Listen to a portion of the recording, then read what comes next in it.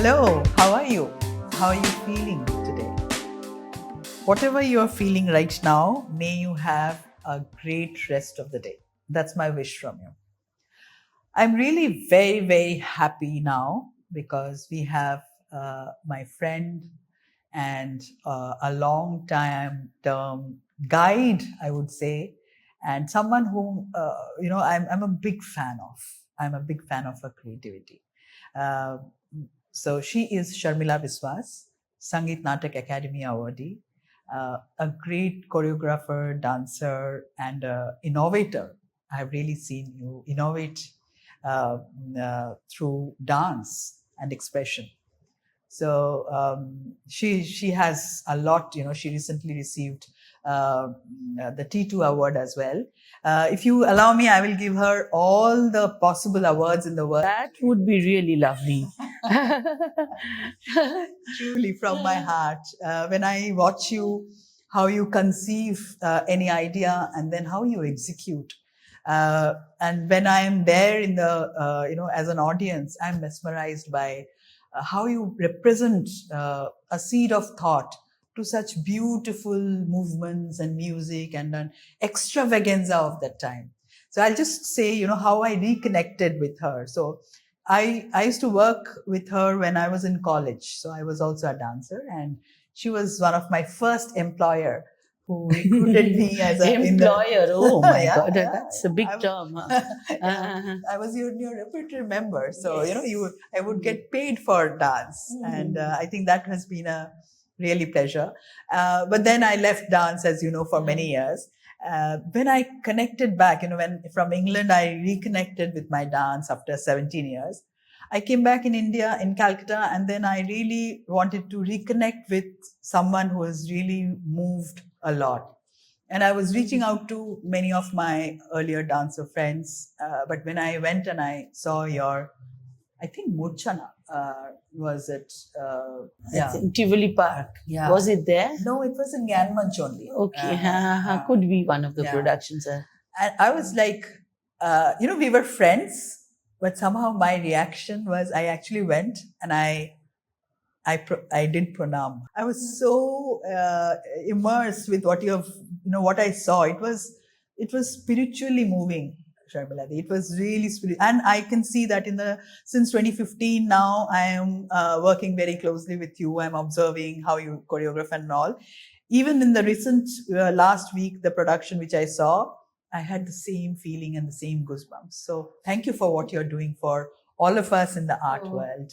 We all have our qualities, I think, and we are, at least as far as you are concerned, I'm equally impressed by your work, the way you work and everything. I can go on and on and on. But anyway, let us continue with today's topic. Yeah, thank you. So, so this is something which has been in my mind since I've been working on leadership. Leadership and performing art. How can, what is leadership in the performing arts world? Actually, what I feel, leadership quality and, creative qualities, these two are essential for every human being. They don't have to be a dancer or a leader of a, company. Every human being needs that to have a happy and balanced life. They complement each other. And the best part is both these qualities, leadership quality and, the artistic ability, they can be learned. This is my experience as I first was a student of dance, learning under Guruji. Then slowly, I was given responsibilities. Then slowly, I started growing my own institution. These are, these thoughts are not from any books or anything. From my own life, I learned. Life taught me, sometimes in a very hard way, what is it to be an artist, or what is it to be a leader. So what is it to be a leader? I feel it needs a lot of self leadership. Coming from an artist, if you ask me, you see, it's like this that leaders have certain qualities. Leaders need to be, they need to have empathy. They need to understand. They need to be sensitive, because otherwise they cannot lead. And think about a performer. Even the performer wants whatever she's thinking, she wants to convey to her audience. She wants to convince them, about her art. So, unless she has empathy, unless she's sympathetic, how will she understand her audience to be able to, bring them to her side? So, this is where I think leadership, leaders and the artists are very, very similar. Then, what I really believe that, leaders, they are not in front, they are in the middle, surrounded by their group, or they are behind their followers, actually pushing them forward and going through all the rigors, all the difficulties, ups and downs, which the followers are going through.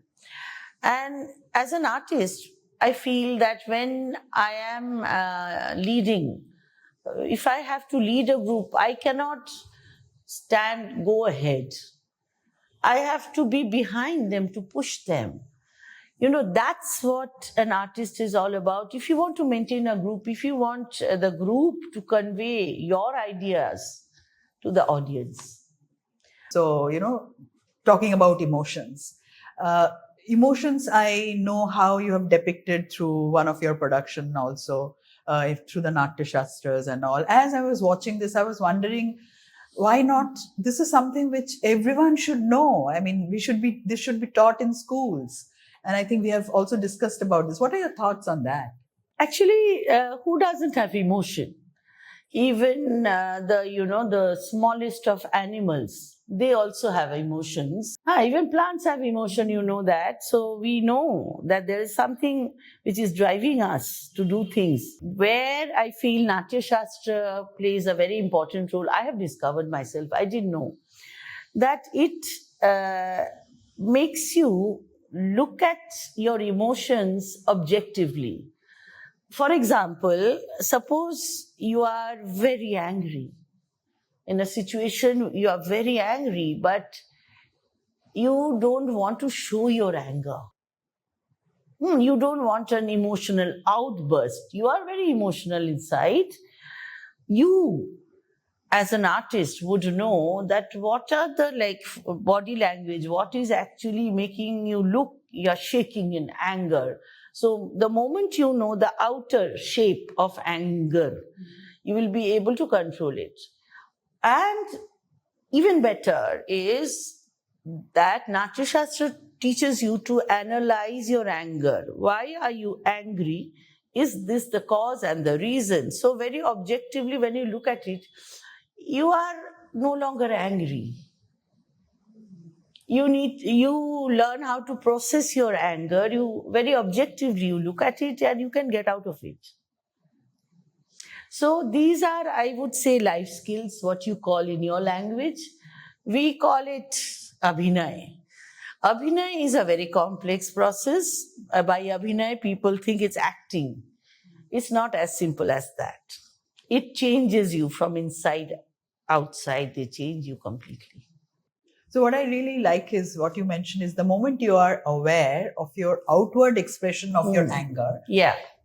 then maybe this is not how I want to look like, or maybe analyze what kind of anger is it, and then process it internally and bring what you want to bring in. Yes. Which part of anger? Suppose I want to actually show a part of my anger. I'm very angry with a child. So I am really angry, but I want to bring one part of anger out. I'm not, the part I'm saying, this child is going to grow up into a, horrible adult. I don't want to, express that.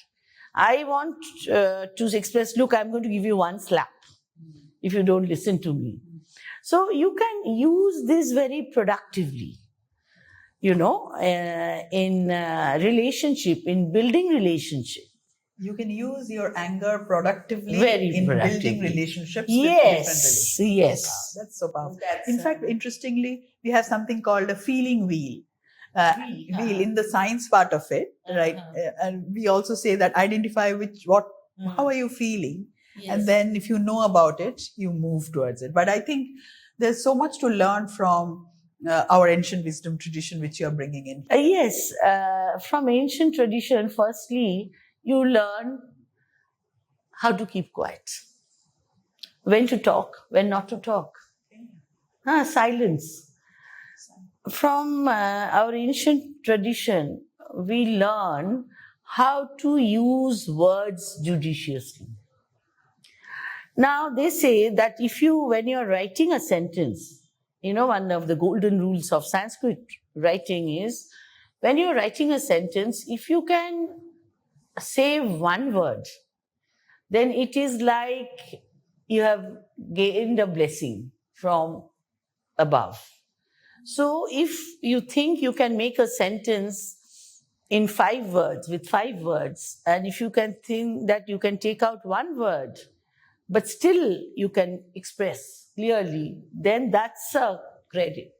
So, what they're trying to tell you, don't be scatterbrained, don't be a chatterbox, because chatterboxes really don't convey anything. When you speak less, pauses, you have to pause. Why? Because you need pause to reflect. Our tradition teaches us to respect elders, to pause when they talk, not talk simultaneously. So that's a time when we reflect. So there are lots and lots of things which we can learn from our tradition. And to be very honest, I think traditional artists are the only ones who are actually holding on to those values. Some of us may believe, some of us may not believe, but it's there. It's there with us. We are studying it constantly. We are projecting these things constantly. So I think if we think a little more deeply, we can interact with the society. Not just as entertainers on stage, but on these levels. Right. Because, as you were explaining, I can see how in the behavioral science also, how there are a lot of research happening in the same line. Yes, yes. If you are a very lazy person, very lazy, you are lazy from inside, and you cannot motivate yourself to move, start by moving your eyes only.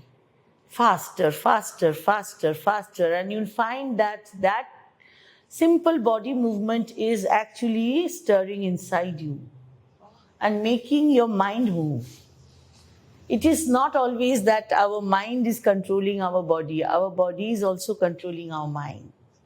That way, dance can be a very, very important source of knowledge, source of very productive work, I would say. So, body is controlling mind and mind is controlling body. That part I really understand. I want to know more about it. I really like that. This is almost like a tool that if you want to make yourself happy, you make your body happy first. Now these are with the change of language, they are becoming modern science. But when I hear anything coming from the modern science, I feel, we already had them. Only thing is, sometimes what I feel is really sad that we have them in sloka and we have this idea that we need to mug them up, so they are not very attractive to us, to the students. But if they don't think of Natya Shastra as something like theory which needs to be mugged up, if they take Natya Shastra as, as a science, as a very much a part of life, very close to life, then there's a lot to learn. That's very powerful. So We need to bring Natya Shastra more to the ground, more to common people. Actually, it's very grounded. We don't see it. That's the problem. It's very, very grounded. Natya Shastra is, whenever we think of, traditional performing art, we think of religion, spirituality, this, that, a lot, higher plane and all these chakras and whatnot. But if you read Natya Shastra, you'll find that it is the most, down to earth, practical textbook on human behavior. I think we have given it the status of the fifth Veda and kept it away and made it religious. I think whenever we think of Veda, Veda is connected with religion, but it shouldn't have been, because Veda is debate, Veda is logic, Veda is philosophy, not a religion. We will have more chats with Sharmila Biswas in our upcoming sessions.